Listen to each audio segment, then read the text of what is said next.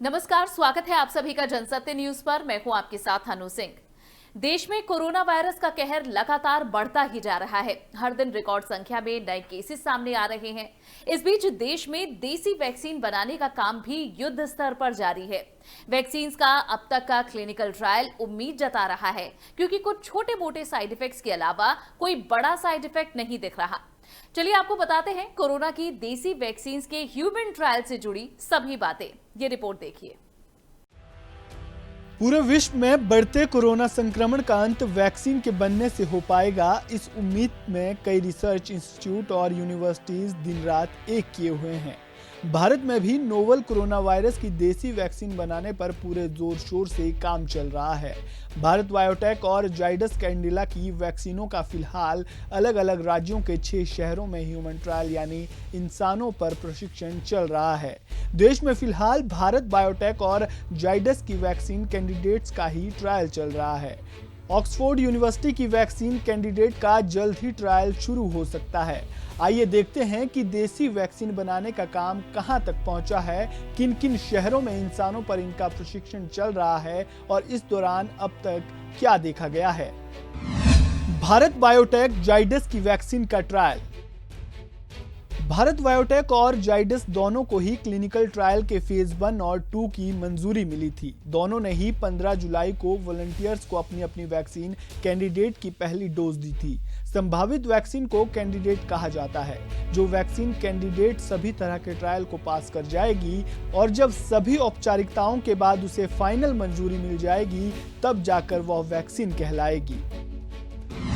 Delhi AIIMS से vaccine पर अच्छी खबर। देश में लेटेस्ट सब्जेक्ट जिसे टेस्ट के लिए वैक्सीन दिया जाता है, दिल्ली का एक 30 साल का युवा है, जिसे एम्स में शुक्रवार को भारत बायोटेक के कोवैक्सीन वैक्सीन का इंजेक्शन दिया गया। यह युवक दिल्ली का पहला ऐसा शख्स है जिसे ट्रायल के लिए 0.5 मिलीलीटर वैक्सीन की सुई लगाई गई है।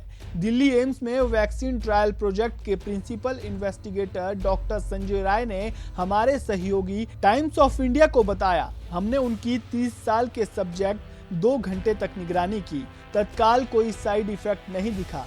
उन्होंने बताया कि वॉलंटियर्स को अब घर भेज दिया गया है। 2 दिन बाद फिर उनकी सेहत देखी जाएगी और जरूरी मेडिकल चेकअप किया जाएगा। ऑक्सफोर्ड यूनिवर्सिटी की वैक्सीन को ट्रायल की मंजूरी का इंतजार। बीवी और जाइडस के अलावा एक तीसरी वैक्सीन कैंडिडेट ऑक्सफोर्ड यूनिवर्सिटी की तरफ से विकसित की गई है, जिसका भारत में जल्द ही टेस्ट किया जाएगा। ब्रिटेन की एस्ट्राजेनेका के साथ इस वैक्सीन के निर्माण के लिए पार्टनरशिप करने वाले सीरम इंस्टीट्यूट का कहना है कि जैसे ही भारत में उसे जरूरी की मंजूरी मिल जाएगी, वैसे ही ह्यूमन ट्रायल शुरू कर दिया जाएगा। भारत बायोटेक की कोवैक्सीन का 12 शहरों के 12 अस्पतालों में टेस्ट। भारत बायोटेक की वैक्सीन कोवैक्सीन को Indian council of medical research (ICMR) और national institute of virology (NIV) के साथ मिलकर तैयार किया जा रहा है। कोवैक्सीन का दिल्ली और पटना के एम्स, PGI रोहतक समेत 12 शहरों के 12 अस्पतालों में टेस्ट किया जाएगा। पहले चरण में 500 वॉलंटियर शामिल होंगे, जिनकी उम्र 18 से 55 साल के बीच होगी और जो पूरी तरह स्वस्थ होंगे, जिन्हें पहले से कोई गंभीर बीमारी नहीं होगी।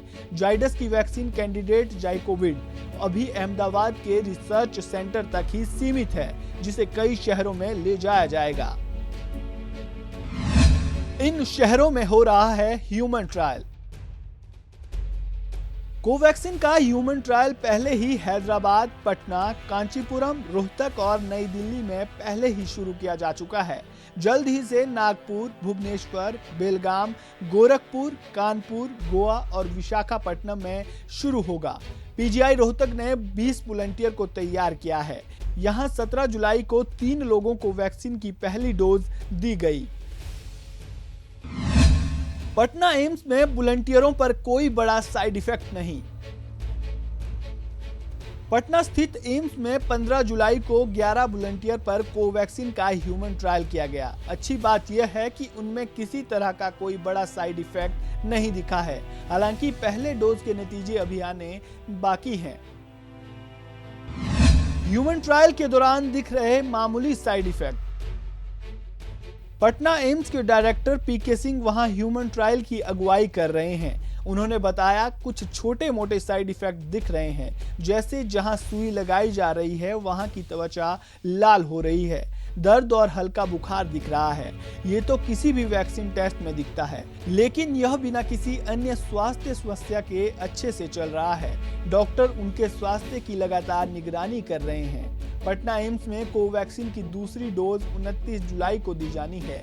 बाद में डॉक्टर चेक करेंगे कि वॉलंटियर के शरीर में कितना एंटीबॉडी बना है। पहले फेज के ट्रायल से तय होगा बहुत कुछ। पहले फेज के ट्रायल स्वस्थ व्यक्ति को दी गई वैक्सीन की सुरक्षा को लेकर अध्ययन चल रहा है। इसके आधार पर यह तय किया जाएगा कि सही डोज क्या होगी जो वायरस के खिलाफ कारगर हो। इसी तरह आगे भी ट्रायल बढ़ता रहेगा और उम्मीद है कि जल्द ही एक कारगर वैक्सीन देश को मिलेगी। Bureau report, Jansatya news. हमारे इस खास पेशकश में इतना ही। वीडियो पसंद आया हो तो इसे लाइक और शेयर जरूर करें। चैनल को सब्सक्राइब करना ना भूलें। नमस्कार।